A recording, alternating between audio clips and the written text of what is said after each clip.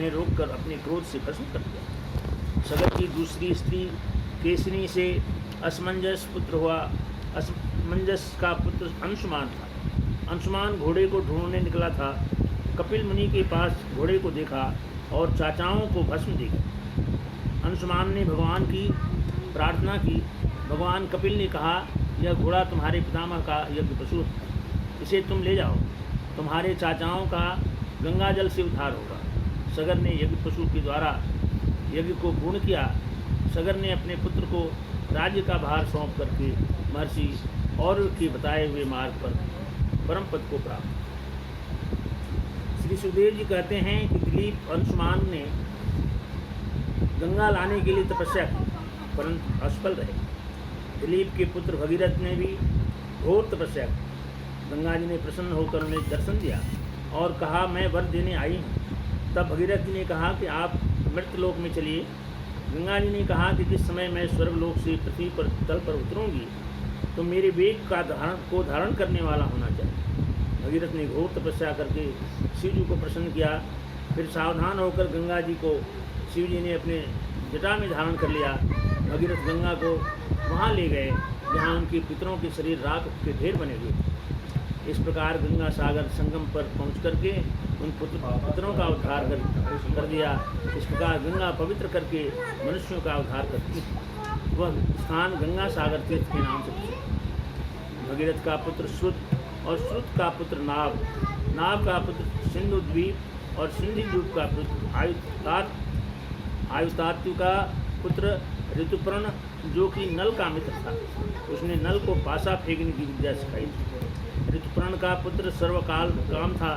सर्वकाम का पुत्र सुदास और सुदास का पुत्र सौदास, जिसकी स्त्री मदयंती थी।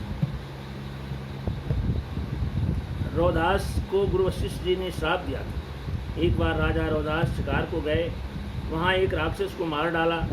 राक्षस का भाई बदला लेने के लिए रसोइये का रूप धारण करके रौदास के यहाँ पहुँच गया।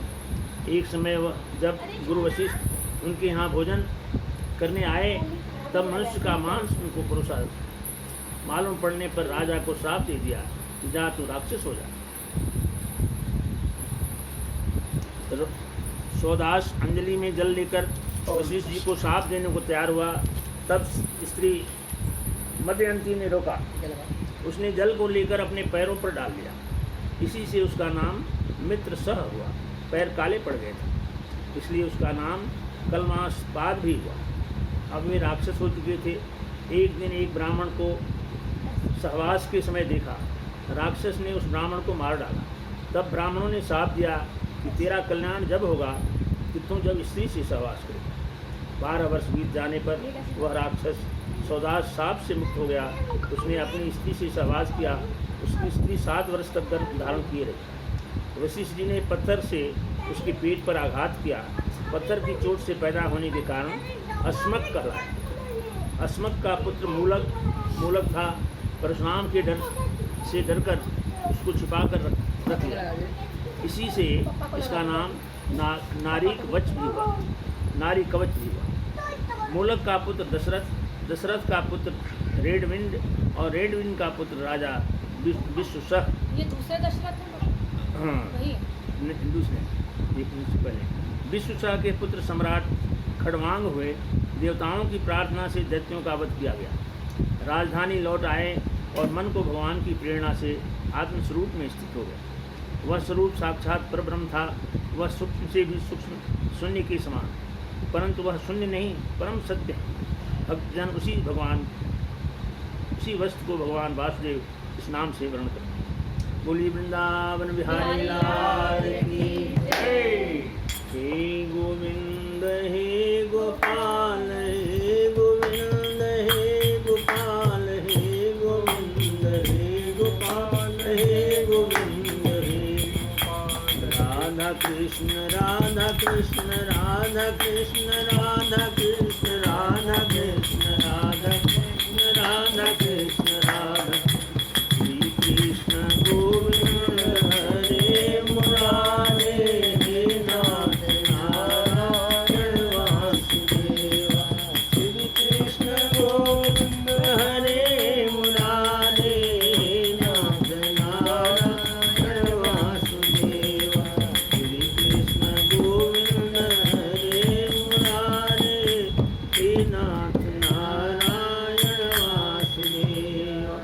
बोली वृंदावन बिहारी लाल की जय।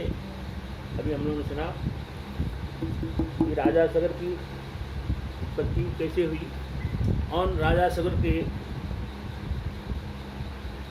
कई कन्याएं कई पत्नियां थीं। उनमें से एक पत्नी की उनकी 60,000 थी। जब इन्होंने अश्वमेध यज्ञ किया तो इंद्र इनके तपस्या से क्रोधित होकर के और जलन बस उस इनके यज्ञ के घोड़े को चुरा लिया और चुरा कर ले जा करके इंद्र ने सागर की तलाटी में ले जा करके जहाँ कपिल मुनि के आश्रम में ले जाकर उसको छुपा दिया। राजा सगर का यज्ञ पूरा नहीं हुआ। सब उनकी संतानें सब जब ढूंढते हुए उस यज्ञ के घोड़े को महर्षि कपिल के आश्रम में पहुंची, तब उन्होंने अपना यज्ञ का घोड़ा छुपा हुआ देखा। तब वो ऋषि का अपमान किया। ऋषि ने क्रोधवश उन सबको जला दिया। उनके साप से सब जब राख हो गए, राजा अंशुमान उनके पुत्र हुए। उन्होंने तपस्या किया, भगीरथ जी से प्रार्थना की। उन्होंने ऋषि कपिल से प्रार्थना की कि भगवान ये घोड़ा आपके पास है, ये हमारे यज्ञ का घोड़ा है। उन्होंने कहा कि इसको ले जाओ, राजा सगर का यज्ञ पूरा होगा। लेकिन ये तुम्हारे जो पूर्वज यहाँ राख बन गए हैं, इनका उद्धार तभी होगा जब तुम गंगा जी को स्वर्ग से पृथ्वी पर ले आओ। राजा अंशुमान ने बहुत तपस्या की, राजा दिलीप ने बहुत तपस्या की उनके पुत्र से। श्राप से उन्होंने उन सबको राख कर दिया। कपिल मुनि ने श्राप से उन सबको जला दिया। तो इनके लड़के सोचे कि यही चुराया रखे घोड़ा, तो उन्होंने उनके साथ अभद्रता का व्यवहार किया और इसलिए उन्होंने उनको श्राप देकर भस्म कर दिया। राजा दिलीप ने तपस्या किया परंतु माँ गंगा को ला नहीं सके। उनके पुत्र भगीरथ हुए। भगीरथ ने बड़ी तपस्या की और उन्होंने कहा कि मैं पूर्वजों का उद्धार कर लूँगा, तभी चैन से रहूँगा। उन्होंने बहुत घोर तपस्या की। माता गंगा प्रसन्न हुई। उन्होंने कहा मैं तुमको वर देना चाहती हूँ।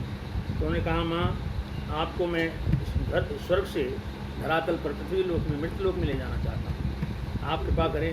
कहे बेटा मैं मेरा वेग इतना तेज है कि मैं जब स्वर्ग से उतरूँगी तो पृथ्वी फट जाएगी और तुम सब कोई संभाल नहीं पाएगा।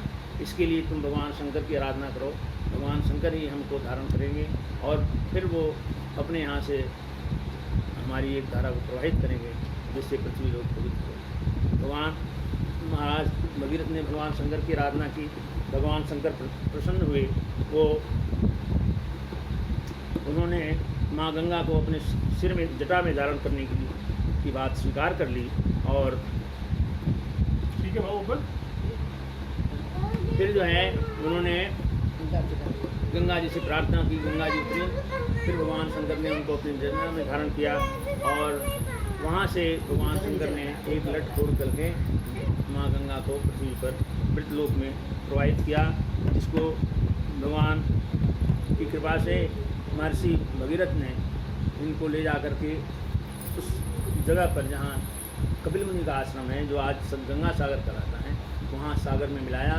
वहाँ उनके पुत्र थे और उसी राजा सागर के नाम पर समुद्र का नाम सागर पड़ गया। और समुद्र था लेकिन उन्होंने तपस्या करके और उन्होंने भगीरथ जी ने चूँकि गंगा को समुद्र में मिला दिया तो समुद्र भी पवित्र हो गया। इसीलिए गंगा जल में मिलाते हैं, जहाँ इसको मिला दिए वो गंगा जल हो जाता है और उसकी पवित्रता की मान्यता है। तो उसी तरह से भगवान प्रसन्न हो गए और इनके पुरखों का उद्धार हुआ और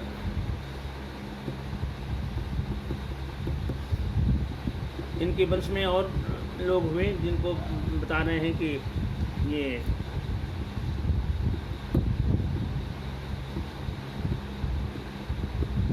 मदयंती सोदस राजा की पत्नी थी और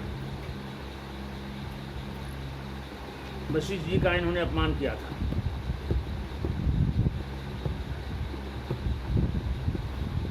उन्होंने श्राप दिया कि तुम जाके राक्षस बनोगे।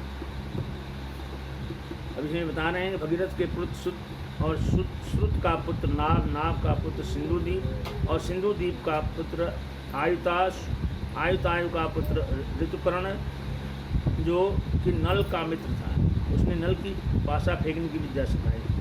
ऋतुपर्ण का पुत्र सर्वकाम था, सर्वकाम का पुत्र सुदास था। यही सुदास जो है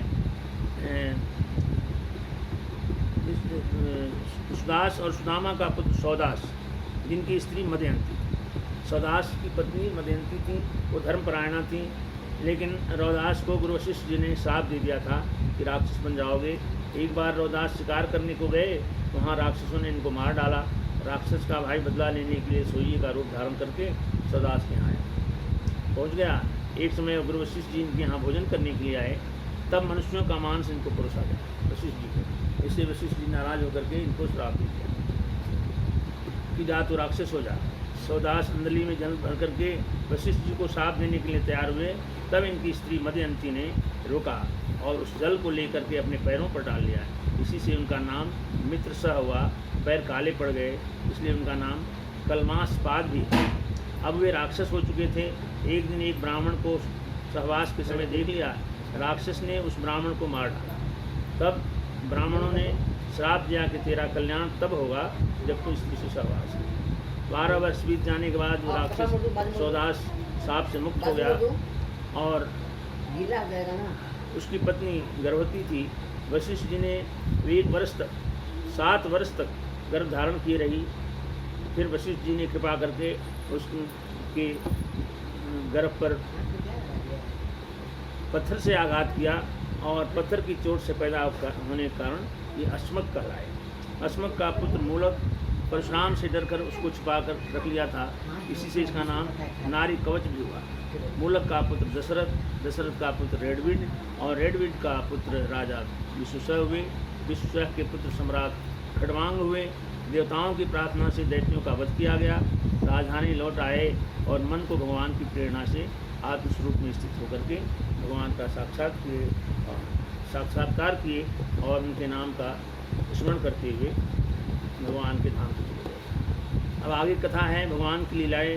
श्री सुखदेव जी कहते हैं, खड़वांग के पुत्र दीर्घबाहु और दीर्घबाहु का पुत्र रघु, रघु के पुत्र अज और अज के पुत्र दशरथ।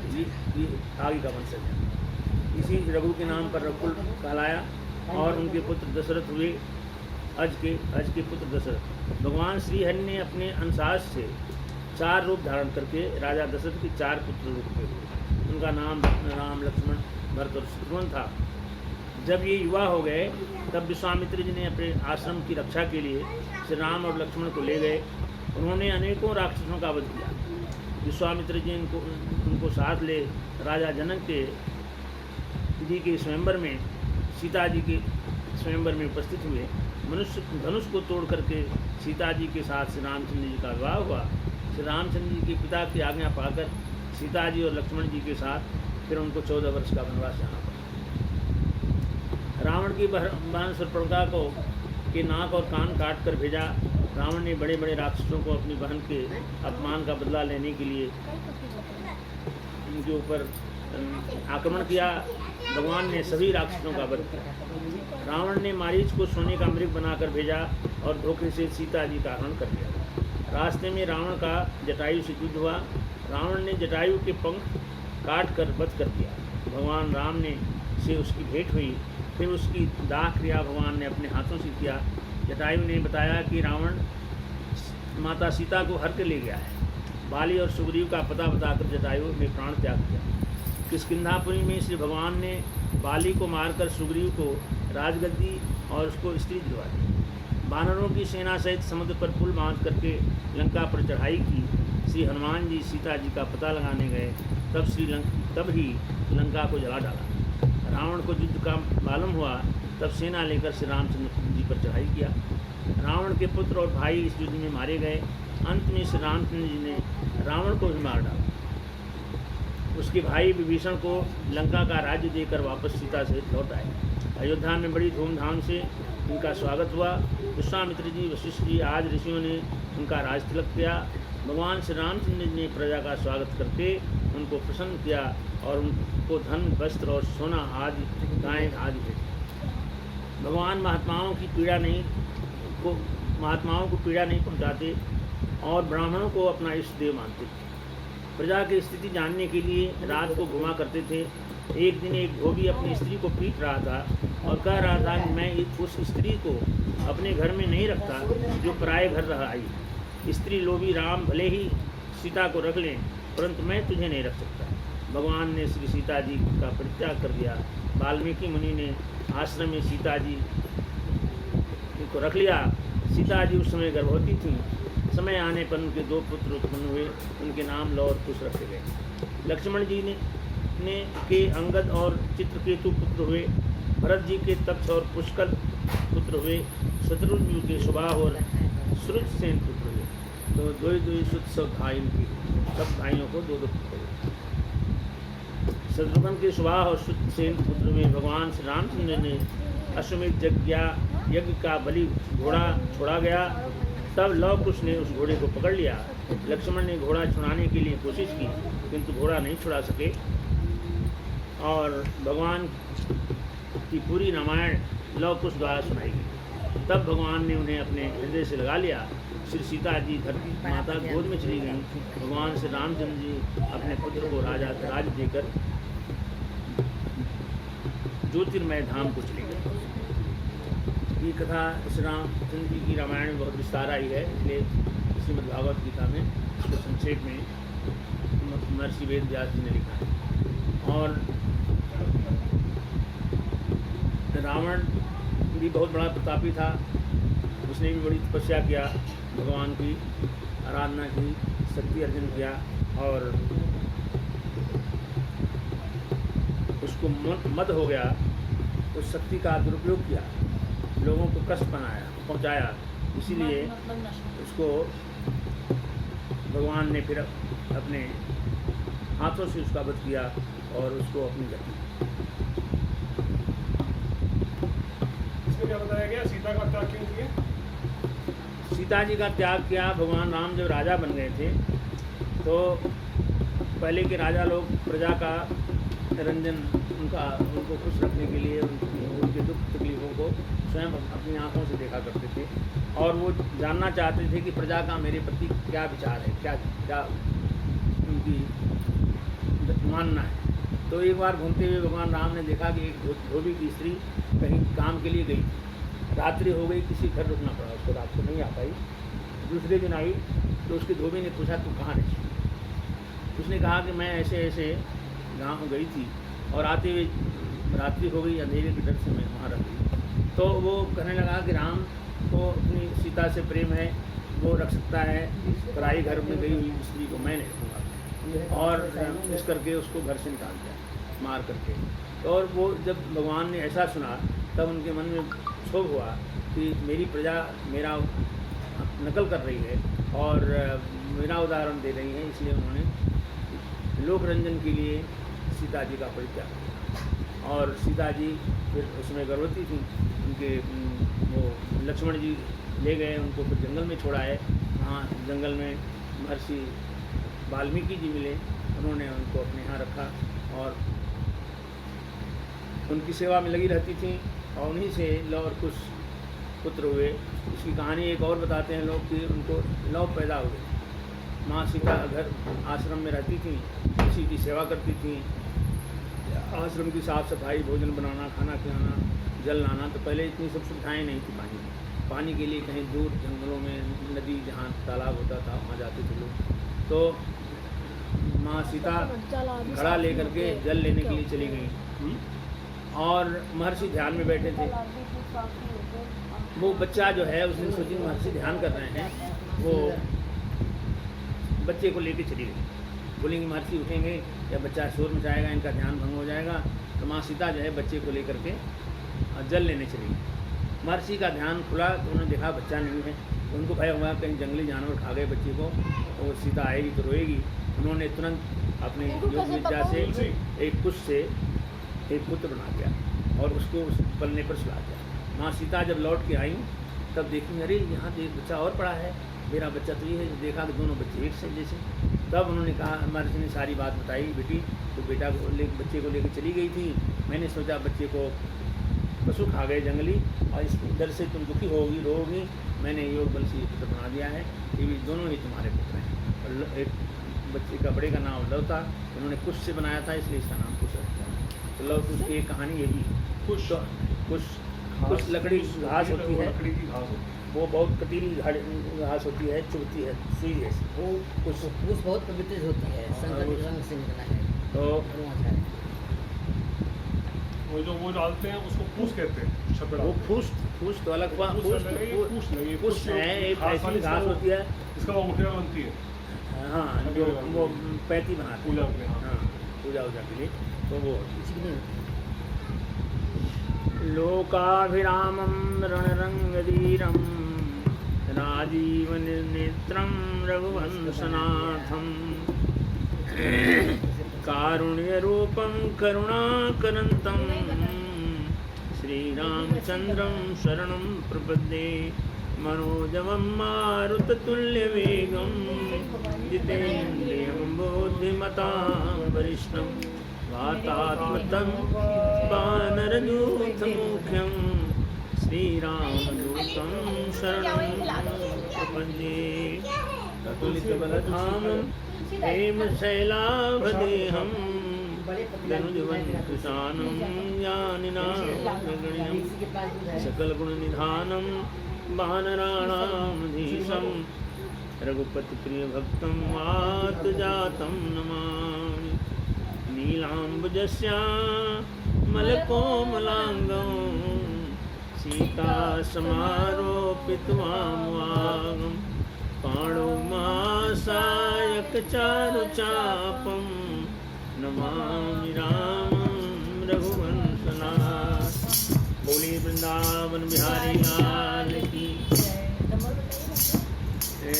दूर नगरी बड़ी दूर नगरी, दूर नगरी बड़ी दूर नगरी, कैसे आऊँ रे कन्हाई, कैसे आऊँ रे कन्हाई, मैं तुम्हारी नगरी बड़ी दूर नगरी, दूर नगरी बड़ी दूर नगरी, कैसे आऊँ रे कन्हाई, कैसे आऊँ रे कन्हाई, मैं तुम्हारी नगरी बड़ी दूर नगरी। रात को आऊँ तो डर मोहे लागे, रात को आऊँ तो डर मोहे लागे, दिन में आऊँ तो देख सारी नगरी बड़ी दूर नगरी, कैसे आऊँ रे कन्हाई, कैसे आऊँ रे कन्हाई, मैं तुम्हारी नगरी बड़ी दूर नगरी। सखी संग आऊँ शरम मोहे लागे, सखी संग आऊँ शरम मोहे लागे, अकेले आऊँ तो भूल जाऊँ नगरी बड़ी दूर नगरी, बड़ी दूर नगरी, बड़ी दूर नगरी, कैसे आऊँ रे कन्हाई, कैसे आऊँ रे कन्हाई, मैं तुम्हारी नगरी बड़ी दूर नगरी।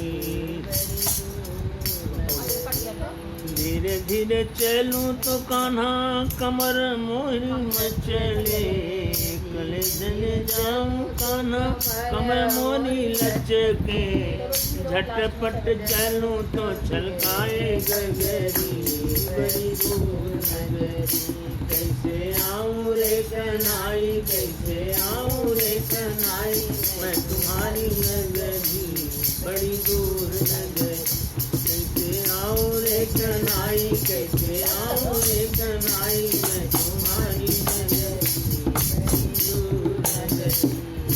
इत गोकुल उत मथुरा नगरी, इत गोकुल उत मथुरा नगरी, बीच बहे जमुना गहरी बड़ी दूर नगरी, बड़ी दूर नगरी, कैसे आऊँ रे कन्हाई, कैसे आऊँ रे कन्हाई, मैं तुम्हारी नगरी बड़ी दूर नगरी।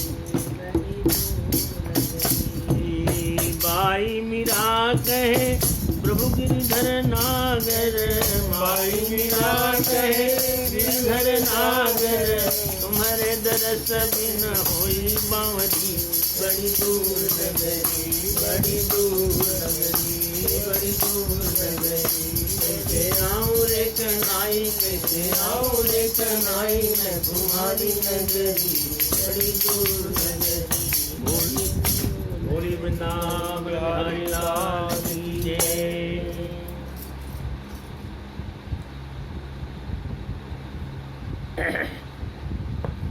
अब इक्ष्वाकु वंश के शेष राजाओं का वर्णन हो रहा है।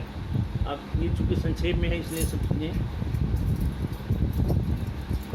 मूल रूप में सूक्ष्म में ही बताई जा रही हैं, क्योंकि इनका विस्तार करने से बहुत लंबा वृत्तांत हो जाता है, इसलिए इनके वंशजों के नाम संक्षेप में ही सब वर्णन किए जा रहे हैं। सुखदेव जी कहते हैं कि कुश का पुत्र अतिथि और अतिथि का निशग्र का नव का पुत्र पुंडरीक का क्षेम धनवा का देवानीक और देवानीक का अनीक का पारियात्र और पारियात्र का बलस्थल का ब्रजनाभ का खड़ग और खगड़ का वृद्धि का हिरण्यनाभ, इसका पुष्य का ध्रुवसंधि का सुदर्शन का अग्निवर्ण का शीघ्र और शीघ्र का पुत्र मरु का प्रसुश्रुत और उसका पुत्र संधि और संधि का अर्मषण का महस्वान का विश्वसा और उनका पुत्र प्रजेत सेन का तक्षक और तक्षक का पुत्र बृहदल्भ जिसको अभिमन्यु ने युद्ध में मार डाला था। इस वंश का अंतिम राजा सुमित्र हुआ और सुमित्र का राजा होने पर कलयुग में वंश समाप्त हो गया। राजा निमि के वंश का वर्णन करते हुए सुखदेव जी कहते हैं कि इक्ष्वाकु के पुत्र निमि थे। निमि ने यज्ञ चालू करके वशिष्ठ जी से यज्ञ पूरा करने को कहा। इंद्र को यज्ञ को पूरा करने वशिष्ठ जी चले गए। यज्ञ को पूरा करा करके वशिष्ठ जी चले गए। निमि ने उनका इंतजार न करके यज्ञ पूरा कर दिया। साफ नहीं हुआ। कहते हैं कि इंद्र के यज्ञ को पूरा करने वशिष्ठ जी चले गए तो इनका काम छूट गया, इनके यहाँ नहीं पहुँच पाए। तो कहते हैं कि निमि ने उनका इंतजार न करके यज्ञ पूरा कर लिया अपने आप ही।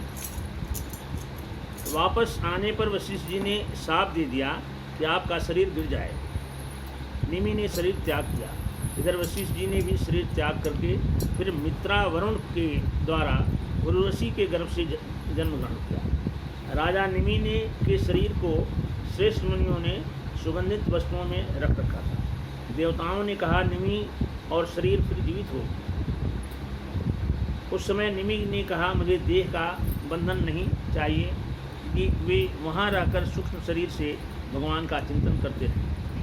महर्षियों ने कहा राजा न होने पर अराजकता फैल जाएगी, इसलिए निमि के शरीर का मंथन करके उस मंथन से एक पुत्र हुआ जो जनक कहलाया। मंथन से उत्पन्न होने के कारण बालक का नाम मिथिल भी हुआ।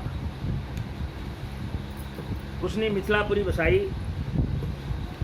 जनक का पुत्र उदावसु का नंदिवर्धन का सुकेतु का देवराज का बृहद्रथ और बृहद्रथ का महावीर का सुधृति का केतु और धृष्टकेतु का हर्यश और हर्यश का पुत्र मरु हुआ। मरु का प्रतिपक के कुतिरथ, इनमें से देवमीठ का विश्रुति और विश्रुति से महाधृत, इनके कृतिरात का महारोमा हुए।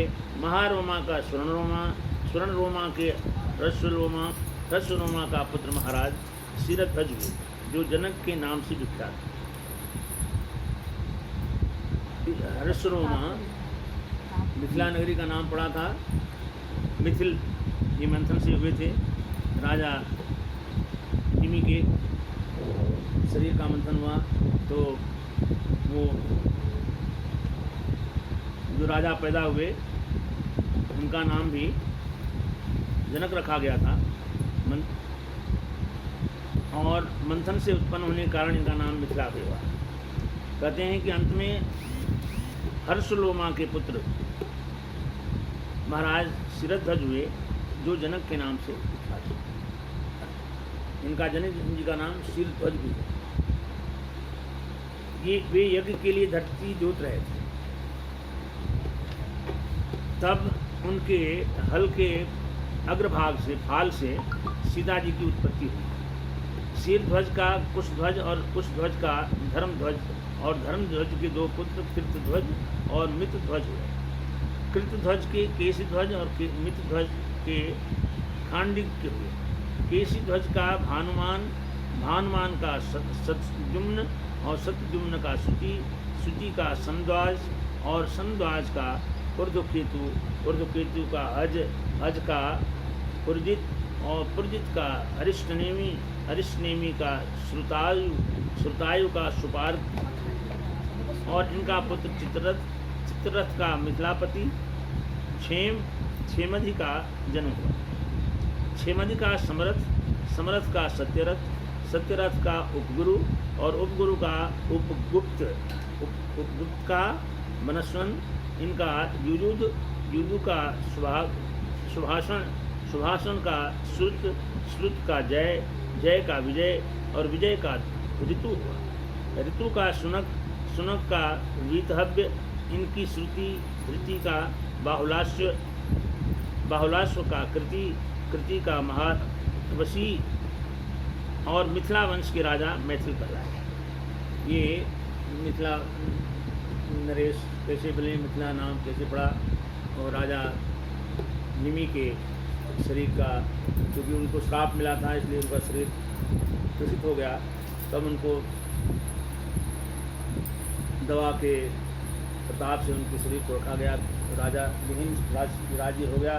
तो लोग बोले कि ये शासन कैसे चलेगा, इनको जिंदा किया जाए। ऋषियों ने तपस्या करके उनको जिंदा किया। बोले मैं शरीर में नहीं आना चाहता, मैं ऐसे ही राज्य का शासन करूँगा।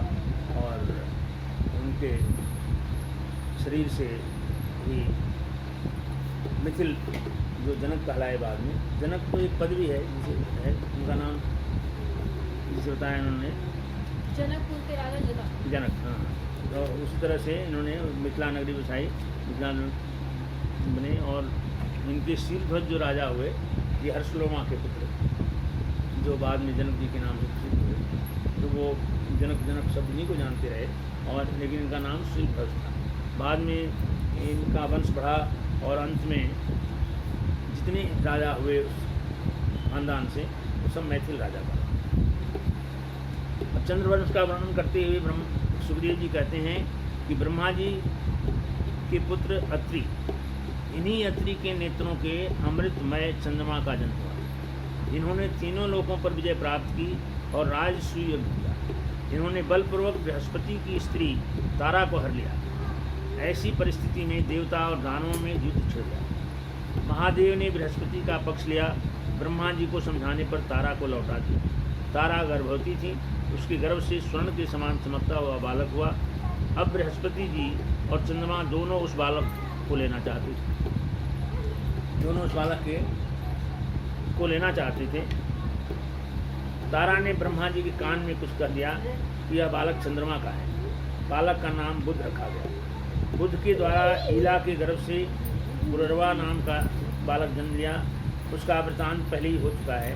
एक दिन इंद्र की सभा में उर्वशी का काम भाव उदय हो गया।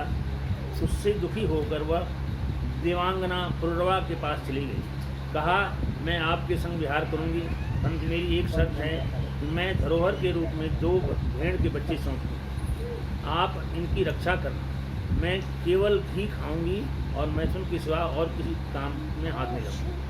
आपको वस्त्रहीन न देख सकूँ, किसी भी समय आपको वस्त्रहीन न देख सकूँगी। पुररवा ने स्वीकार कर लिया। जब इंद्र ने उर्वशी को नहीं देखा तो इंद्र ने गंधर्वों से कहा कि उर्वशी कहाँ पर है, ढूंढो उसको, जाओ उर्वशी को ले आओ। गंधर्वों ने भेड़ों के बच्चे उठा कर ले, इसमें 2 बच्चे दे रखे हैं, तुम इनकी रक्षा करो, इन्हीं का दूध इन्हीं घी खाऊंगी मैं और रहूँगी। ले गए गंधर्व, भेड़ों के बच्चे उठा कर ले गए। जब उर्वशी ने देखा कि गंधर्व दोनों भेड़ों के बच्चों को ले जा रहे हैं तब पुररवा हाथ में तलवार लेकर वस्त्रहीन अवस्था में बच्चों को लाने के लिए दौड़ा। उर्वशी ने उसको वस्त्रहीन अवस्था में देखा। उर्वशी उसको छोड़कर चली गई। वो बोली थी मैं आपको वस्त्रहीन अवस्था में नहीं दे सकती, तो वो वस्त्रहीन अवस्था में ही उनको मारने दौड़े और उर्वशी ने देख लिया, वो उनको छोड़ दी। उर्वशी उनको छोड़कर चली गई। एक दिन पुररवा ने सरस्वती नदी के किनारे उर्वशी को 5 सखियों सहित देखा। तब उर्वशी ने पुररवा से कहा कि स्त्रियों की किसी से मित्रता नहीं होती, घबराओ मत, मैं प्रतिवर्ष एक रात्रि को तुम्हारे साथ रहूँ। आप गंधर्वों से प्रार्थना करो कि वे मुझे आपको सौंपें। गंधर्वों ने उन्हें अग्नि स्थापना करने का पात्र जो है उसको दिया।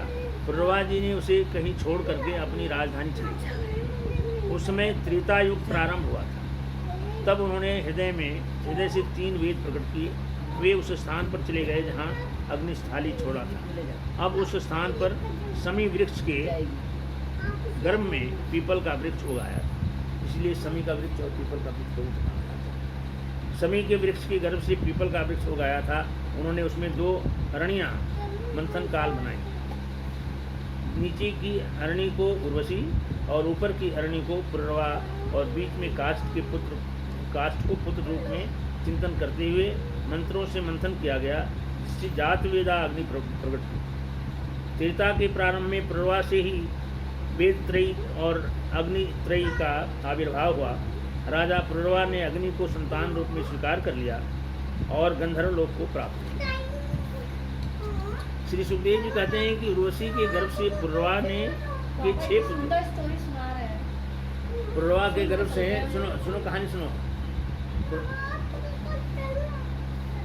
देख लो क्या पूछ रहे हैं। उर्वशी के गर्भ से पुररवा के 6 पुत्र हुए।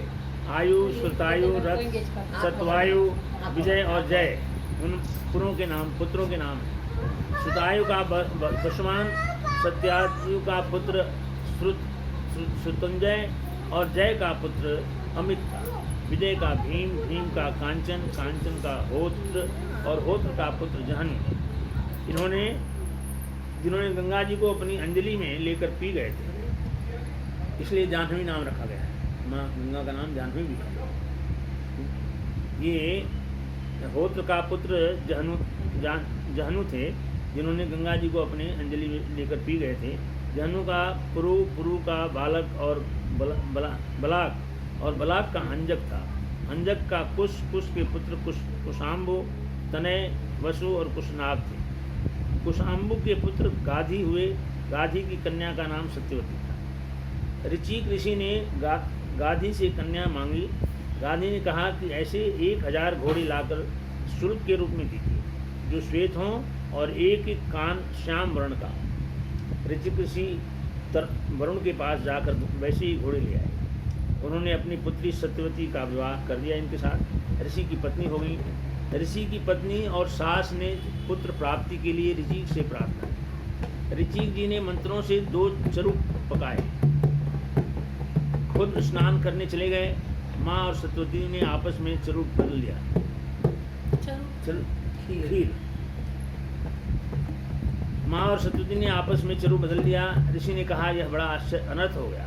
तुम्हारा पुत्र लोगों को दंड देने वाला होगा और तुम्हारा भाई श्रेष्ठ ब्रह्मवेता होगा। क्योंकि इनको जो खीर देनी थी वो ब्रह्मवेता वाला देना था, और वो अब माँ के पास चला गया तो माँ से जो हुआ इसका भाई हो गया, और इनसे जो हुआ वो बोलते हैं कि बहुत दंड देने वाला, महापुरुषों को संतों को सताने वाला होगा। 2 तरह खीर बनाए थे शुरू से ही। वो तपस्या से उन्होंने उसमें ऐसे मुझे तपस्या से जब बनाना था तो दोनों अच्छी खीर बनाते। तो उन्होंने बनाया जो भी रहा लड़ाई वाली खीर बनाई। वो बता रहे हैं कि ऊपर का भाग उन्होंने बना दिया स्त्री, नीचे का भाग बना दिया पुरुष, बीच में बना दिया पुत्र, लकड़ी जिसकी आराधना करते रहे लोग। तो वो इस तरह की कथाएं इनका विवरण देते में। क्या लाइट चली गई क्या? बंद किया तो एक पंखा चला दो, कोई इधर वाला ऊपर चला दो।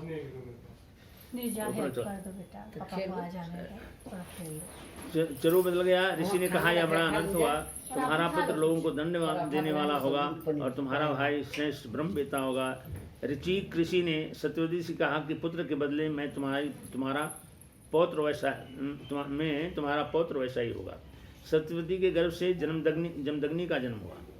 सत्यवती पुण्यमी कौशिकी नदी बन गई। जमदग्नि का विवाह रेणु ऋषि की कन्या रेणुका से हुआ। रेणुका के गर्भ से कई पुत्र हुए। उनमें से छोटे पुत्र परशुराम जी थे, जिनका वंश यश संसार में प्रसिद्ध हुआ। हैहव वंश का अंत करने के लिए स्वयं भगवान ने ही परशुराम के रूप में अंश अवतार ग्रहण किया। उन्होंने पृथ्वी को 21 बार क्षत्रियों से विलीन कर दिया। हैहव वंश का राजा अर्जुन क्षत्रिय था। उन्होंने भगवान दत्तात्रेय को प्रसन्न करके 1000 भुजाएं और युद्ध में पराजित न कर सके, ये वरदान मांगा था। उनका नाम सहस्त्रबाहु अर्जुन पड़ा। सहस्त्रबाहु अर्जुन जमदग्नि मुनि के आश्रम में जा पहुँचे। वहाँ एक कामधेनु रहती थी। उन्होंने उस कामधेनु को बलपूर्वक महिष्मतीपुरी ले गए। जब परशुराम जी आए तो कामधेनु को नहीं पाया। उसके पीछे धनुष बाण और फरसा लेकर दौड़े।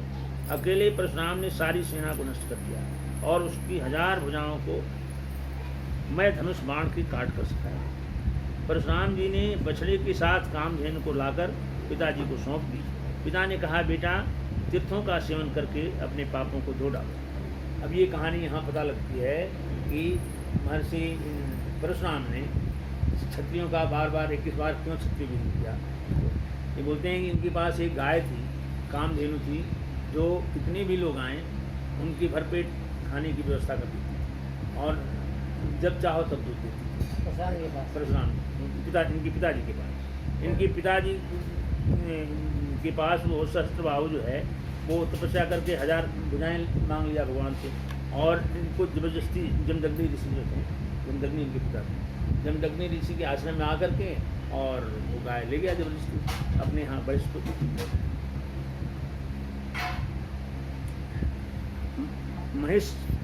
महिष्मतीपुरी वो ले गया। और जब परशुराम जी जब आए तो देखा कामधेनु वहाँ है नहीं, कहाँ चली गई। तब पता लगा कि वो चुरा के ले गया, उठा ले गया। तब ये फरसा बाण लेकर के गए और उसकी जितनी सेना थी उनको और उनके 1000 भुजाओं वाले जो सहस्त्रबाहु थे इनको काट मार दिया और इसके बाद क्षत्रिय विहीन सृष्टि पृथ्वी को कर दिया। तब क्षत्रिय लोग डरने लगे, बोले मैं इनसे बच के रहो, ये बहुत खतरनाक है। और वो अमर थे, उनको कोई मार नहीं सकता था, उनके पास इतनी शक्ति भगवान ने दिया, क्योंकि भगवान ही उसी रूप में आए। भगवान ने ही परशुराम का रूप धारण करके एक अवतार लिया था। तो वो फिर पिताजी के पास कामधेनु को लेकर के आए।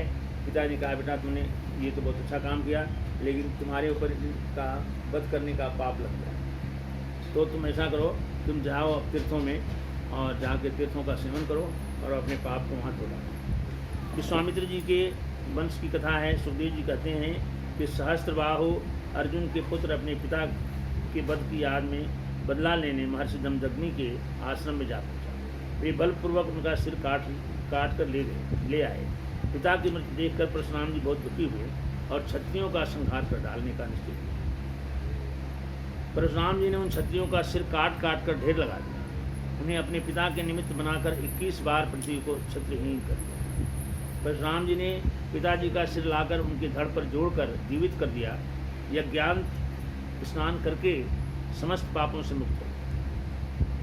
उन्होंने जो पाप किया उसके लिए तीर्थाटन किया और अपने मृत पिताजी को जीवित किया, लेकिन क्षत्रियों को मार दिए 21 बार पृथ्वी को क्षत्रिय कर दिया। तो वो बता रहे हैं तीर्थ किए, यज्ञ किए, उससे पापों से मुक्त हो गए। भगवान तो जो कार्य करते हैं, चाहे अच्छा हो चाहे बुरा हो, वो अच्छाई के लिए करते हैं। उनके लिए कोई बुरा है ही नहीं, न कोई उसको कोई भगवान परशुराम नहीं, भगवान के ही एक अंश अवतार थे। तो सर्वशक्तिमान विश्वात्मा श्री हरि ने इस प्रकार भृगुवंशियों के अवतार करके भारभूत राजाओं का बहुत बार वध किया। महाराज गांधी के पुत्र अग्नि ने ही समान परम तेजस्वी विश्वामित्र महात्मा गांधी के ये महर्षि गांधी के पुत्र विश्वामित्र जी हुए थे। तो उन्होंने अपने तपोबल से क्षत्रिय तत्व त्याग करके ब्रह्म तेज प्राप्त किया। विश्वामित्र जी के 100 पुत्र थे। विश्वामित्र जी ने भृगुवंशी अजीगत के पुत्र अपने भांजे पुनः शेप को, एक नाम देवरात भी है इनका, पुत्र रूप में स्वीकार कर लिया और अपने पुत्रों से कहा इसे अपना भाई मान लिया। यह वही भृगुवंश पुनः शेष था जो हरिश्चंद्र ने यज्ञ पशु के रूप में मोल लिया। जब रोहित वहाँ से धनुष बाण लेके भाग गए और हरिश्चंद्र ने निश्चय किया मैं बलि पशु दूंगा, मनुष्य को, हाँ बच्चे को, उसने कहा कि मुझे ही बना दो, दूसरे को आप ढूंढे तो मुझे ही बना दो। तो नारद जी ने कहा कि नहीं ये तो बड़ा अनर्थ होगा, ये बच्चा तो बहुत काम का है। इसको ले गए उन्होंने और वहाँ भी जिसे पहले गुलाम बिकते थे ऐसे ही मिल गए और उन्होंने खरीद करके इनको दे दिया कि पिताजी आप ये बांध के ले गए। और बोले ये नरबली आप कर दीजिए, ये बंधन में है इसलिए, और उसको मार करके और तो कहते हैं कि महाराज गादी के पुत्र अग्नि के समान परम तेजस्वी विश्वामित्र थे और उनके तपोबल से उनको बहुत ब्रह्म तेज प्राप्त था। उनके 100 पुत्र थे और भृगुवंशी ये लोग कहलाए। अजीतगढ़ के पुत्र अपने भांजे इनके पुनः शेष को, एक नया नाम इनका बता रहे हैं, देवरात है, पुत्र रूप में स्वीकार करके और अपने पुत्रों से कहा कि इसने अपना भाई मान लो। यह वही भृगुवंश पुत्र शेष था जो हरिश्चंद्र ने एक पशु के रूप में बलि दिया। ययाति राजा का चरित्र और वृहताग बता रहे हैं। सुखदेव जी कहते हैं कि नहुष के यति और ययाति, संन्याति, आयति, दियति और कृति, ये 6 पुत्र। नहुष राजा नहुष इंद्र की स्त्री सची के साथ सहवास की चेष्टा करने के कारण नहुष को इंद्र ने पद से गिराकर अजगर बना दिया। इसके बाद ययाति को राजा पद पर बिठाया गया। ययाति ने शुक्राचार्य की पुत्री देवयानी और दैत्यराज वृषपर्वा की पुत्री शर्मिष्ठा की पत्नी के रूप में स्वीकार किया। देवयानी और शर्मिष्ठा दो इनकी पत्नी। शुक्राचार्य की भी ब्राह्मण और ययाति क्षत्रिय थे। यह विलोम विवाह कैसे हुआ? वृषपर्वा की कन्या शर्मिष्ठा और गुरु देवयानी के साथ सरोवर में स्नान कर रही थी। अचानक शंकर भगवान उधर से गुजरे। उनको देखकर सभी ने अपने कपड़े पहनने शुरू कर दिए। शीघ्रता से शर्मिष्ठा ने देवयानी के वस्त्र पहने। इसलिए कहते हैं एक दूसरे का वस्त्र नहीं पहनना चाहिए, ये भ्रम हो। कपड़ा बदल लिया। तो चूंकि देवयानी से इनकी शादी पहले हुई थी, अब शर्मिष्ठा ने पहन लिया देवयानी का वस्त्र। इस पर देवयानी क्रोधित होकर के गाली देने लगी। शर्मिष्ठा ने भी कड़ी बातें कहने लगी। देवयानी से वस्त्र छीनकर उसे कुएं में ढकेल दिया। शर्मिष्ठा को राजा ययाति उधर से निकले तो देवयानी को कुएं में देखा, नग्न देखा। अपना दुपट्टा देकर हाथ पकड़कर बाहर निकाला। देवयानी ने कहा कि आपने मेरा हाथ पकड़ लिया है, इस कारण आपको पति रूप में स्वीकार किया। ये तो देवयानी के साथ। अब शर्मिष्ठा ने देवयानी के कपड़े पहन लिए। देवयानी भी, शर्मिष्ठा भी इनकी पत्नी। देवयानी, इस कारण मैं आपको पति रूप में स्वीकार करूंगी। देवयानी अपने पिता शुक्राचार्य जी के पास गई। उन्होंने देवयानी का विवाह ययाति के साथ कर दिया और शर्मिष्ठा को दासी रूप में देकर कहा, राजन इसको कभी अपनी सेज से मत अलग, सेज पर मत आने देना। ये दासी बन के आई थी शर्मिष्ठा और देवयानी इनकी पुत्री थी शुक्राचार्य जी की। उन्होंने कहा कि इसको अपने सेज पर मत आने देना, ये दासी बन के रहेगी। कुछ दिनों बाद देवयानी गर्भवती हो गई। शर्मिष्ठा ने भी एकांत में ययाति के साथ सहवास कर लिया। देवयानी के यदु और तरवसुम पुत्र हुए। शर्मिष्ठा के दुर्यु, अनु और पुरु 3 पुत्र हुए। देवयानी को मालूम हुआ कि शर्मिष्ठा को भी मेरे पति द्वारा गर्भ हुआ है, तब वह अपने पिता शुक्राचार्य के पास चली गई। शुक्राचार्य ने क्रोधित होकर ययाति को श्राप दिया कि जा, तेरे शरीर में बुढ़ापा आ जाए। तो वो कम उम्र में ही राजा ययाति वृद्धावस्था को प्राप्त हुए, लेकिन उनकी काम वासना पूरी नहीं हुई थी। उन्होंने फिर तपस्या किया और फिर हुआ कि अगर तुम्हारा कोई बच्चा अपनी आयु तुम्हें दे दे तो तुम्हें फिर जवानी मिल जाएगी, लेकिन बच्चा बुढ़ा हो जाए। तो ययाति को बुढ़ापा आ गया। तब पुत्रों के पास जा कर के कहा कि कोई भी पुत्र अपनी जवानी मुझे दे दे और बुढ़ापा मुझसे ग्रहण कर ले। तो सबसे छोटे पुत्र ने कहा, पिताजी जब आप का ही अंश हूँ। सरिष्ठा आप पुत्र। हाँ, मुनि का पुत्र जो है ये आती का। तो उन्होंने फिर अपनी जवानी दे दी। राजा याति जवानी लेकर के पूर्वोक्त विषयों का सेवन करने लगे। भगवान श्री हरि का बहुत सी बड़ी दक्षिणा वाले यज्ञों से पूजन किया, जिस कारण एकाएक वैराग्य उत्पन्न हो गया। जब उनको वैराग्य उत्पन्न हुआ तब उन्होंने फिर अपनी आयु बच्चे को दे करके बच्चे को प्रौढ़ कर दिया और अपने वृद्धावस्था में चले गए। तो बड़ी दक्षिणा वाले यज्ञों से पूजन किया, जिस कारण एकाएक वैराग्य उत्पन्न हुआ। उन्होंने अपना बुढ़ापा पुरुष से लेकर उसकी जवानी लौटा दी। राजा ने एक क्षण में सब कुछ छोड़ दिया। पर ब्रह्म परमात्मा वासुदेव से मिलकर भगवत गति को प्राप्त की। जब देवयानी से ने यह गाथा सुनी तो उसने भी सब त्याग कर भगवान श्री कृष्ण में तन्मय हो गई। वह भी भगवान को प्राप्त हो गई। बोली वृंदावन बिहारी लाल की जय। अद्भुत कथाएं हैं, उन पर बहुत विचार तर्क वितर्क करने से इनका अंत नहीं है। इसलिए बड़ी अद्भुत लीला है भगवान। कपड़े की लड़ाई पहले भी होती। हाँ, तो हरि शरणिया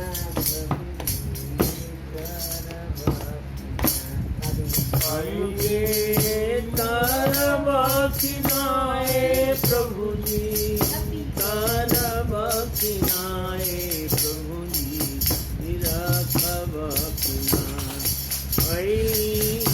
तो हरि शरणिया भगवान रखब खिनाए। तो हरि शरणिया प्रभु जी रखब खिनाए। गणिका की जय जामिल तरली, तरली सदन कसैया। गणिका की जय जामिल तरली, तरली सदन कसैया। सेवरी के तरली प्रभु जी, उठ बैर खाके हमके तरब खिना, हमके तरब खिना। तो हरि शरणिया भगवान रखब खिना, हमके रखब खिना। जो प्रहलाद मीरा तारी, तारी मीरा बाई। जो प्रहलाद सुदामा तारी, तारी मीरा बाई।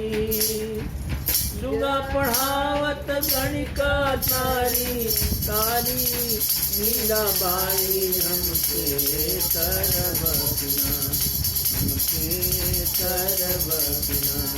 तो हरि शरणिया भगवान रखब खिना, हमके तरब खिना, हमके तरब खिना। बोली वृंदावन बिहारी लाल की जय।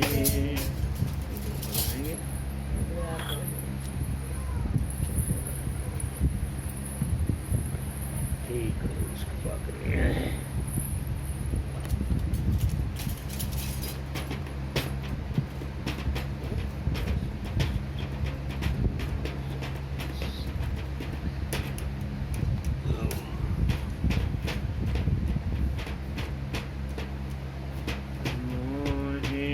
अपने रंग में रंग लो गिरधर गोपाल। 129। मुझे अपने रंग में रंग लो गिरधर गोपाल। गिरधर गोपाल प्यारे, गिरधर गोपाल प्यारे, गिरधर गोपाल। मुझे अपने रंग में रंग लो गिरधर गोपाल।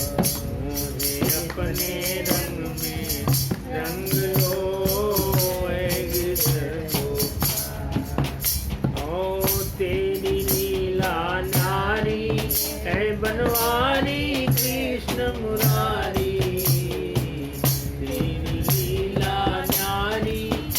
बनवारी कृष्ण मुरारी, ऐ बनवारी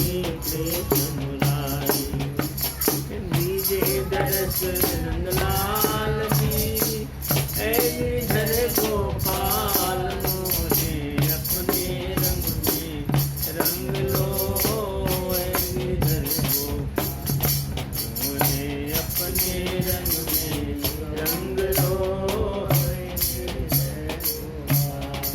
मोहे अपने रंग में रंग लो ऐ गिरधर गोपाल। हाँ जो रंग डाला था राधा पर सोई मुझ पर नाज, जो रंग डाला था राधा पे सोई मुझ पर नाज। मीरा को कर दे निहाल रे गिरधर गोपाल मुझे अपने रंग में रंग लो गिरधर गोपाल मुझे अपने रंग में रंग लो गिरधर गोपाल। है गिरधर गोपाल प्यारे है गिरधर गोपाल प्यारे है गिरधर गोपाल मुझे अपने रंग में रंग लो है गिरधर गोपाल। पूरी वृंदावन धारी लाल की जय आनंद कंद भगवान की जय। पुरु के वंश राजा दुष्यंत और भरत जी का चरित्र बता रहे हैं। सुखदेव जी कहते हैं कि परीक्षित तुम्हारा जन्म भी पुरु वंश में हुआ था। परीक्षित जी को कहानी सुना रहे हैं, कहते हैं कि तुम्हारा जन्म भी पुरु वंश में हुआ था। पुरु का पुत्र जन्मेजय और जन्मेजय का प्राश्चिवान और प्रांचिवान का बहुगव का से सन्याति, सन्याति से अहंयाति, अहंयाति से रौदाश्व और रौदाश से उसकी पत्नी धृताची अप्सरा के गर्भ से ऋतेयु, कुक्षेयु, स्वांडिलेयु, कृतेयु, जलेयु, संतयेयु, धर्मेयु, सत्येयु, कृतेयु और बनेपु ये पुत्र पैदा हुए। श्रुतेयु के रंतिभार हुए। रंतिभार के सुमति, ध्रुव, अप्रतिरथ पुत्र हुए। अपरथ के कण्व, कण्व के मेघातिथि, मेघातिथि से मस्कांठ हुआ। सुमति का पुत्र रैम्य हुआ। रैम का पुत्र दुष्यंत था। दुष्यंत शिकार खेलता हुआ कण्व ऋषि के आश्रम में जा पहुंचा। वहाँ एक कन्या को देखी जिसका नाम शकुंतला था। दुष्यंत उसके प्रभाव से मोहित हो गया। कन्या ने कहा कि मैं विश्वामित्र जी की पुत्री हूँ। मेनका अप्सरा मुझे वन में छोड़कर चली गई। दुष्यंत ने उस कन्या से गंधर्व विधि से विवाह कर लिया। उससे सहवास कर दूसरे दिन अपनी राजधानी को चला गया। उसके भरत नाम का एक पुत्र हुआ। दुष्यंत ने उसे स्वीकार नहीं किया। पिता दुष्यंत की मृत्यु हो जाने पर भरत चक्रवर्ती सम्राट हुए। इसका जन्म भगवान के अंश से हुआ था। उन्होंने यज्ञों द्वारा माया पर विजय प्राप्त की और भगवान श्रीहरि को प्राप्त कर लिया। उन्होंने ब्राह्मण द्रोही राजाओं को मार डाला। पहले असुरों से देवताओं पर विजय प्राप्त किया और बहुत सी देवांगनाओं को रसातल में ले गए। राजा भरत उन्हें छुड़ाकर रसातल से वापस ले आए। विदर्भराज की 3 कन्याएं सम्राट भरत की स्त्रियां थीं। भरत ने उनसे कहा कि तुम्हारे पुत्र मेरे अनुरूप नहीं हैं। तब पति से डरकर अपने बच्चों को मार डाला। तब पति से डर करके अपने बच्चों को मार डाला। अब भरत का वंश विच्छिन्न होने लगा। तब भरत ने संतान के लिए मरुत्सोम का यज्ञ किया। मरुदगणों ने प्रसन्न होकर भरत को भरद्वाज नामक एक पुत्र दिया। तो भरद्वाज बृहस्पति ने अपने भाई उतत्थ की गर्भवती स्त्री से मैथुन किया और बलपूर्वक गर्भाधान किया। बालक पैदा होने पर उनको त्याग देना चाहा। बृहस्पति ने कहा, यह मेरी औरत और मेरे भाई का क्षेत्रज्ञ पुत्र द्वाज है, इसलिए तू डर मत, इसका भरण पोषण कर और इसलिए भरद्वाज इसका नाम पड़ा। इनका भरण पोषण कर आपस में बात करते हुए माता पिता बालक को छोड़कर चले गए, इसलिए इस लड़के का नाम भरद्वाज हुआ। यही वितत है भरत। में भी पानी है तो रामलीला कर गए तो अपना है पहले भी था, अभी भरत का दत्तक पुत्र हुआ। भरद्वाज गोत्र भी प्रचलित हुआ। ये भरद्वाज ऋषि की कहानी बता रहे हैं कि ये राजा भरत हुए बाद में, ये वो जिनके नाम पर भारत पड़ा उसके बाद के वंशज हैं ये राजा भरत हुए। तो इन्होंने इनकी 3 पत्नियां थी और पत्नियों से ये विदर्भ राजा की 3 कन्याएं थी, उससे इन्होंने भरत की शादी कर दी थी। तो भरत जी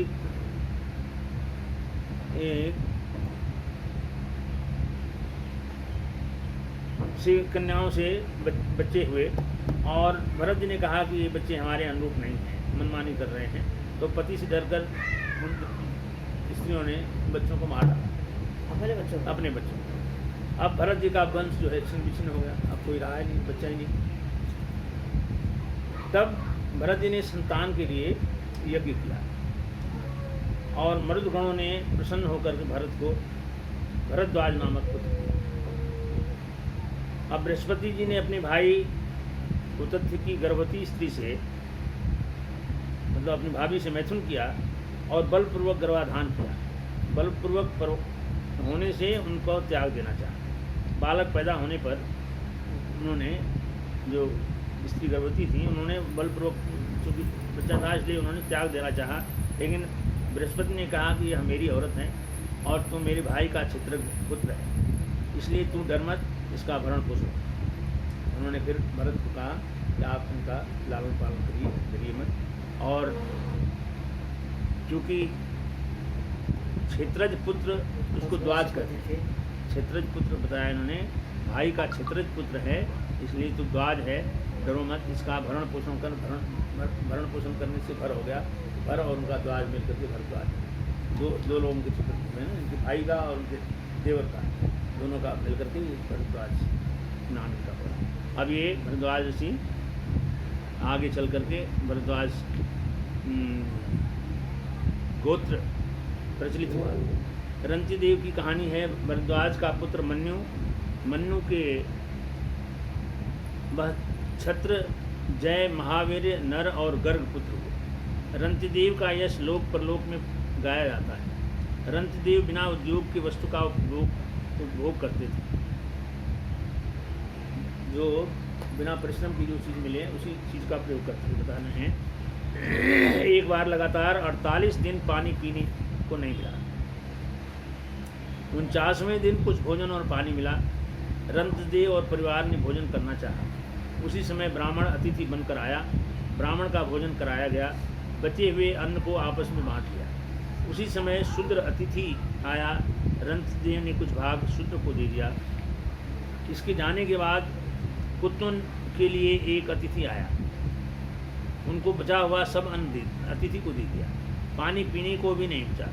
ये अतिथि वास्तव में भगवान की रची हुई माया के विभिन्न रूप थे। भगवान की परीक्षा पूरी हो जाने पर ब्रह्मा, विष्णु और महेश प्रकट हो गए। रंतदेव ने नमस्कार किया और मन को भगवान वासुदेव में तन्मय कर दिया।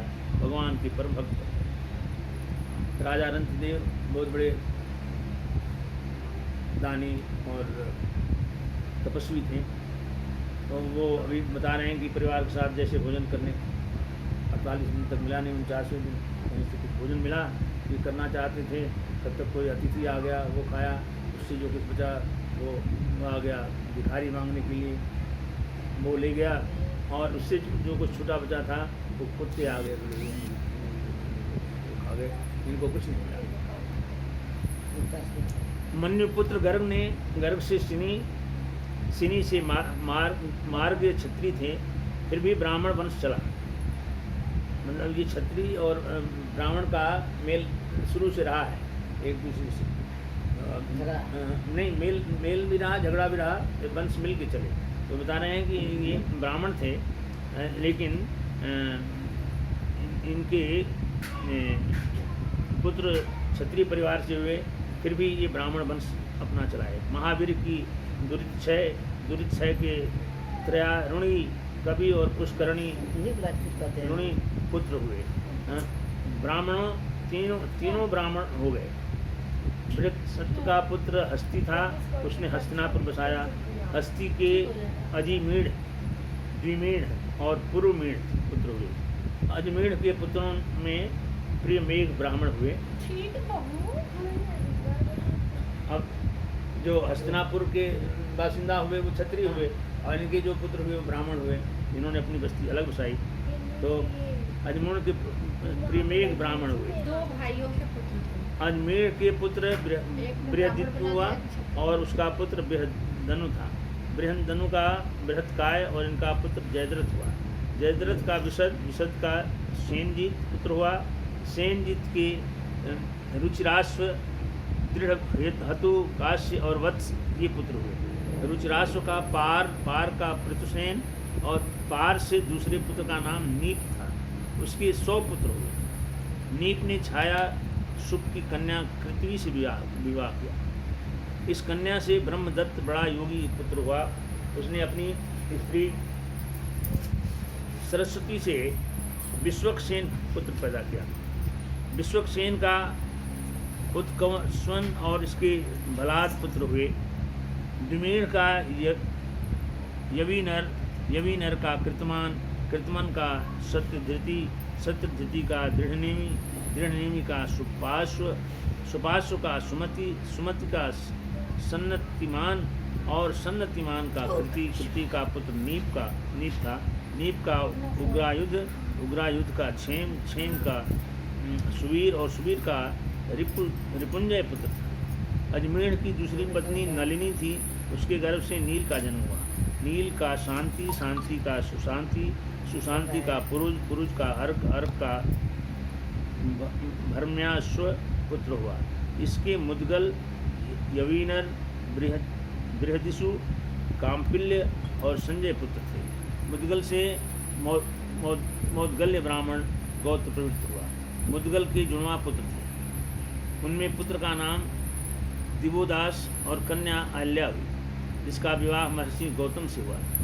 गौतम का पुत्र सतानन का सत्यधृति का पुत्र शरद्वान था। उर्वशी को देखने से शरद्वान का वीर मूज में झड़कर गिर गया। उससे एक पुत्र और एक पुत्री का जन्म हुआ। महाराज शांतनुजी ने शिकार खेलते हुए उनको देखा और उठाकर ले गए। पुत्र का नाम कृपाचार्य और कन्या का नाम कृपी रखा।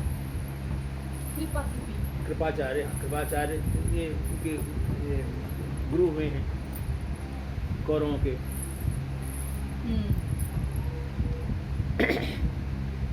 यही कृपी द्रोणाचार्य की स्त्री हुई। इन्होंने द्रोणाचार्य इनके गुरु थे। उनकी पत्नी का नाम कृपी था। तो इस तरह से ये वंश इनका चला। अब ये ब्राह्मण थे। त्रेता युग से द्वापर में आ गया।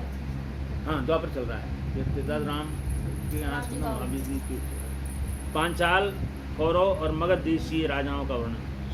सुखदेव जी कहते हैं कि दिवोदास का पुत्र मित्रेशु और मित्रेयु का च्यवन, सुदास, सहदेव और सोमक के 100 पुत्र हुए। सबसे छोटे का नाम ऋषत और बड़े का नाम जंतु था। ऋषत का पुत्र द्रुपद के द्रौपदी नाम की कन्या और धुरुण के पुत्र हुआ, जिसके धृत हेतु नरपति पांचाल कहलाए। अजमेर का दूसरा पुत्र हुआ ऋक्ष का पुत्र संवरण का विवाह सूर्य कन्या तप्ती से हुआ। उन्हीं के गर्भ से कुरुक्षेत्र के स्वामी कुरु का जन्म हुआ।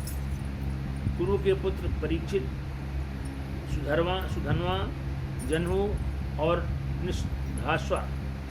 सुधन्वा के सुहोत्र के च्यवन के कृति के उपरिचर वसु।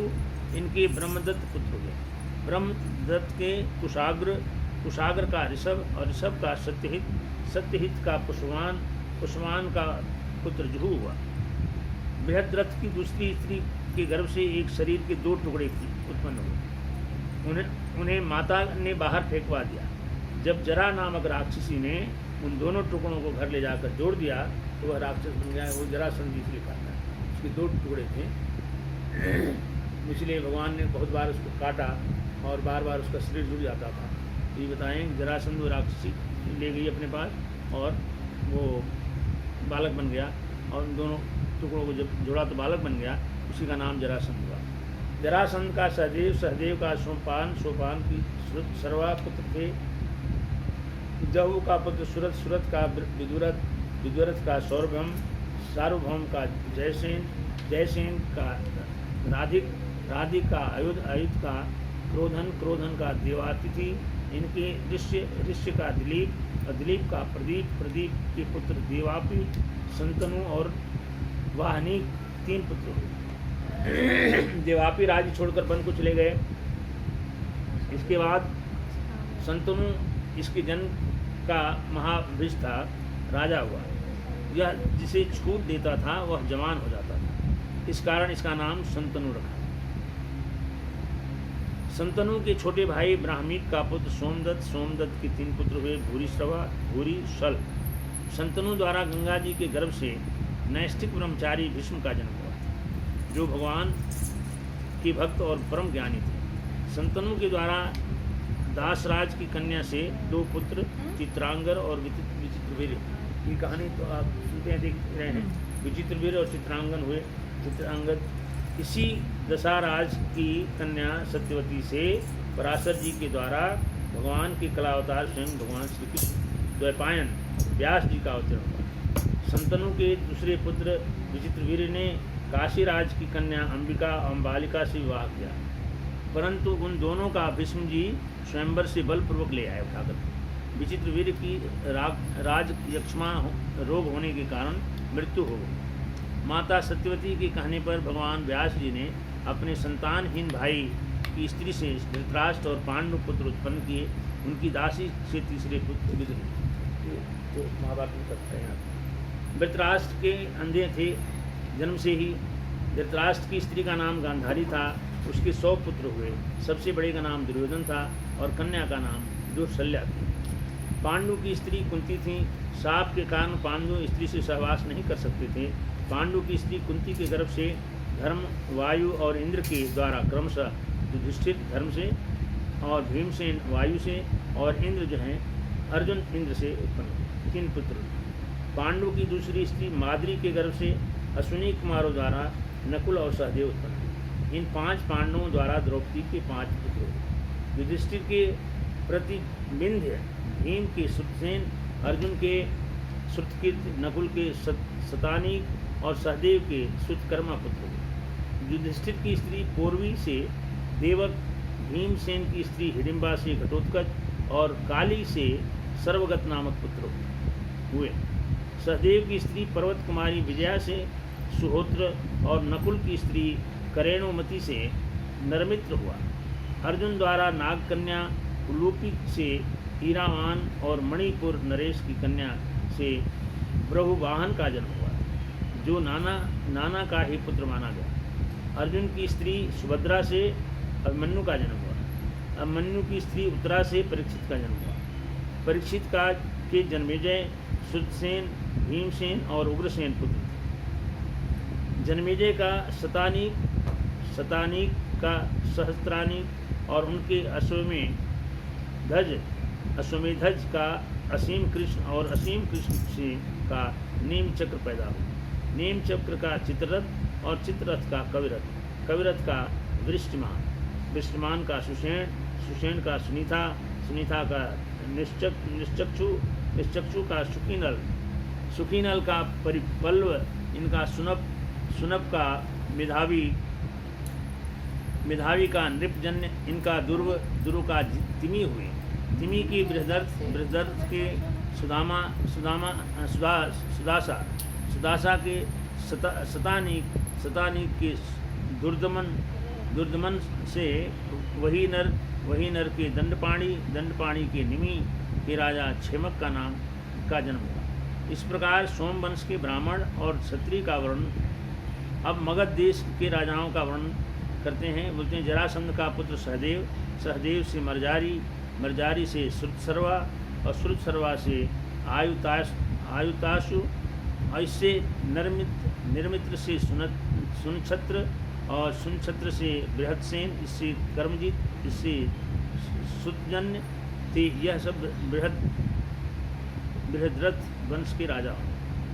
श्री सुखदेव जी ने कहा कि ययाति नंदन अनु के 3 पुत्र समानर, चक्षु और परोक्ष हुए। समानर का कालनर, कालनर का सुजन्य का जन्मेजय, और जन्मेजय के महाशील का महामना, और महामना का उशीनर, और तितिक्षु पुत्र हुए। ये उशीनर राजा थे जिन्होंने अपने को कबूतर की रक्षा करने के लिए अपने शरीर से मांस दिया था, जो इंद्र बाज बन के आए थे। और ये राजा उशीनर की शरण में वो कबूतर बन के चले गए। शिवेंद्र नाम है उनका? उशीनर, राजा उशीनर। शिव शिव शिव मैंने शिव हैं? शिवी नाम है, जो बाजा की कहानी आती है। हाँ, उशीनर के 4 पुत्र हुए, शिवी, वन, शमी और दक्ष। शिवी के 4 पुत्र वृषादर्भ, सुवीर, भद्र और कैकय हुए। उशीनर के भाई तितिक्षु दुष्रथ के हेम की सुतपा के बलि पुत्र हुए। राजा बलि की स्त्री गर्भ से दीर्घतमा मुनि ने 6 पुत्र अंग, बंग, कलिंग, सुहृद, कुंडु और आंध्र पुत्र हुए। ये सभी इन्हीं के नाम पर ये सब आंध्र प्रदेश बन गए, और बंग प्रदेश बन गया, कलिंग प्रदेश बन गया। ये बना इन्हीं के नाम। पतैया के साथ अंग का खनपान और खनपान का दिविरथ का धर्मरथ, और धर्मरथ का चित्ररथ पुत्र हुआ। यह चित्ररथ ही रोमपाद के नाम से प्रसिद्ध हुआ, जिसके मित्र अयोध्यापति महाराज दशरथ। उन्होंने अपनी कन्या शांता रोमपाद को गोद दे दी। शांता का विवाह ऋष्यशृंगी मुनि से किया। ऋष्यशृंग ने जी विभांडक ऋषि थे के द्वारा हरणी के गर्भ से उत्पन्न हुए थे। रोमपादा ने इंद्र देवता का यज्ञ कराया था, तब रोमपादा के संतान चतुरंगी हुई। पुत्रहीन दशरथ ने भी उन्हीं रोमपादा के प्रयत्न से यज्ञ करा करके पुत्र प्राप्त किए थे, राम, लक्ष्मण, भरत और शत्रुघ्न। जी कैसे? ये तो द्वापर चल रहा था। हाँ, देखिए बताएं कि उसमें पिछले जन्म में जब राजा दशरथ हुए तो उनको पुत्र नहीं था, कि ये जो श्रृंगी ऋषि थे, श्रृंगी ऋषि की शादी इन्होंने बता रहे हैं कि शांता नाम की कन्या थी, इनसे हुआ था। और इसी श्रृंग ऋषि से विभांडक ऋषि के द्वारा हरणी के गर्भ से उत्पन्न हुए थे। रोमपाद के देवता यज्ञ कराया, और तब रोमपाद के संतान चतुरंग हुई। पुत्रहीन दशरथ ने इन्होंने ही पुत्र यज्ञ करा करके इनको ये पुत्र के माहिर थे, ये मतलब तो तब से जिंदा थे कि? हाँ, ये तो बदलते रहे, उपाधियाँ हैं, चलती रही। हम उनके विश्वामित्र जिसके पास वो विद्या रहती है उसको वही उपाधि मिलती है। अच्छा। चतुरंग का पुलाक्ष और बृहत्कर्मा का बृहद्भानु 3 पुत्र हुए। बृहद्रथ का बृहन्मना का जयद्रथ पुत्र था। जयद्रथ के संभूति के गर्भ से विजय का जन्म हुआ था। विजय का धृति, धृति का धृतव्रत, और व्रत के सत्कर्मा का अधिरथ पुत्र हुआ। अधिरथ के संतान न थी। एक दिन गंगा तट पर एक पिटारी में नन्हा सा शिशु बहता हुआ देखा। उस पिटारी को घर ले आया। उस बालक का नाम कर्ण रखा, जिसको कुंती ने कन्यावस्था में ही उत्पन्न कर गंगा जी में बहा दिया था। अधिरथ ने उसको अपना पुत्र बना लिया। कर्ण के पुत्र का नाम वृषसेन था। ययाति के पुत्र द्रुहुर से बम्र पैदा हुए। बम्र का सेतु का आरंधव्य का गांधार, और गांधार का धर्म का धृति का दुर्मना का प्रचेता हुआ। प्रचेता के 100 पुत्र हुए। उत्तर दिशा में म्लेच्छों के राजा हुए। ययाति के पुत्र तुर्वसु का वर्ही, इसका भर्ग का भानुमान का चित्राभु, और त्रिभानु का करंदम का मरुत पैदा हुआ। मरुत संतानहीन था, इसलिए पूर्ववंशी दुष्यंत को अपना पुत्र बना लिया। लेकिन दुष्यंत राज्य की कामना से अपने वंश में लौट आया। अब ययाति के बड़े पुत्र यदु के वंश का वर्णन सुनिए। इस वंश में स्वयं भगवान श्री कृष्ण ने मनुष्य रूप में अवतार लिया था। अभी बैठो मत। यदु के क्या करता है? सहस्त्रजित, कोष्टा, नल और रिपु पुत्र थे। सहस्त्रजित का सज्जित, सज्जित का महा है, वेणु है और है पुत्र। है का धर्म, धर्म का नेत्र, नेत्र का कुंती, कुंती का सोहन जी का महेशमान और महेशमान का भानुसेन, भद्रसेन, भद्रसेन के दुर्मद और धनक पुत्र थे। धनक के 4 पुत्र कीर्तिवीर, कृताग्नि, कृतवर्मा और कृतौजा थे। कृतवीर का पुत्र अर्जुन था। उसने श्री दत्तात्रेय से योग विद्या और अनेकों सिद्धियां प्राप्त की थी। उनके हजारों पुत्र में जयध्वज, सूरसेन, पृझग, मधु और उर्जित बचे रहे। जयध्वज का तालजंग के 100 पुत्र हुए। वे तालजंग क्षत्रिय कहलाए। बड़े पुत्र वीरतिहोत्र का मधु, इसके 100 पुत्र हुए। सबसे बड़े का नाम वृष्णि था। इन्हीं मधु, विष्णि और यदु के कारण यह वंश माधव और वार्षणेय और यादव के वंश से नाम से। यादव और क्षत्रिय लगता है एक थे, पहले क्षत्रिय थे, बाद में यादव और यदु राजा यदु आए, उनसे यदुवंश बना। इसमें भगवान श्री कृष्ण भी पैदा हुए, तो यदुवंशी अलग हो गए। यदुनंदन क्रोश का पुत्र ब्रिजितवान था। ब्रिजितवान का स्वाही का ऋषिक का चित्ररथ का शशबिंदु पुत्र था। शशबिंदु के 10,000 रानियां थीं। करीब 1 अरब संतान उत्पन्न। उनमें पृथ्रवा आदि 6 पुत्र प्रधान थे। इनका नाम धर्म था। धर्म का पुत्र उष्णा और उष्णा का रुचक के पुत्र कुरुजित, रुक्मेशु, पृथु और जांघाम 5 पुत्र हुए और इन्हीं की लड़की थी रुक्मिणी। जामग की स्त्री सैब्या थी। एक बार जामग शत्रु के घर से भोज्या नाम की कन्या हर लाया। उसने सैब्या से कहा, यह तुम्हारी पुत्र वधू है। सैब्या ने कहा, मेरी कोई पुत्र ही नहीं है। कुछ समय बाद सैब्या के एक सुंदर बालक हुआ, उसका नाम विदर्भ हुआ। विदर्भ ने सैब्या की 7वीं पुत्र वधू भोज्या से विवाह किया। तो ये बहू पहले आ गई, बेटा बाद में पैदा हुआ। हाँ, जब बेटा बड़ा हुआ तो सब शादी कर। तो ये कथा आज की धन्य है भगवान। इस टाइम के लिए ये अद्भुत लीला है भगवान की। इन लीलाओं का वर्णन है, इसलिए अब पता लगता है कि दादा, परदादा और परदादा के दादा, बाद में पुत्र का पुत्र, नाती, इतने 6 वंशज एक साथ रहे। तब तो महाभारत युद्ध हुआ था, जिसमें करोड़ों अरबों लोग मारे गए। इसी तरह से कितना गिनाए, जो नाम गिना रहे हैं जितना। तो ये अद्भुत लीला है भगवान की कथा कहानी। अभी तो मेन फैमिली को बता ये तो जो मुख्य जो लाइमलाइट में आए, उनका नाम इन्होंने गिना दिया। उस तरह से कितने थी, और 1000 पुत्र, 10 हजार पुत्र और कन्याएं, तो होता है शहर बसा दो, ये देश बसा खैलिया दो। से ना खैलिया का या सब। या वो चिड़िया है, बच्चा पैदा हुआ, छोड़ दिया, जाओ खाओ कमाओ, वो चलेंगे अपने हिसाब से। तो अपने पता तो होता रहा होगा ना कि मेरे पुत्र हैं। हाँ तभी तो नाम है ना। याद करना ये भी मुश्किल काम। जोले में नाम रखा गया सामने का है, अरे बंगन राम दुलारी, राम प्यारी, राम रति दे सकला। ये धीरज भी लॉकडाउन है। धीरज भैया है। श्री कृष्ण गोविंद हरे मुरारे, नाथ नारायण वासुदेव। श्री कृष्ण गोविंद हरे मुरारे, नाथ नारायण वासुदेव। श्री कृष्ण गोविंद हरे मुरारे, नारायण वासुदेव। गोविंद हरे मुरारे, नाथ नारायण वासुदेव।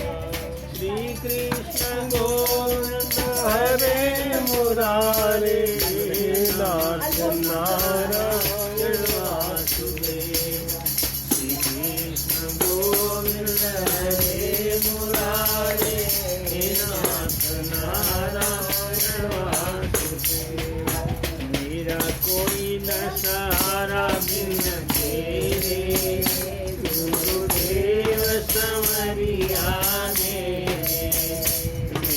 कोई न सहारा बिन तेरे, गुरुदेव संवरिया मेरे। तुम भगतन के हितकारी, मैं आया शरण तिहारी। काटो जन्म जन्म के फेरे, गुरुदेव संवरिया मेरे। अच्छा, जन्म के फेरे, गुरुदेव संवरिया मेरे। मेरा कोई न सहारा बिन तेरे, गुरुदेव संवरिया मेरे। मेरी डोल भंवर में नैया, प्रभु डोल भंवर में नैया।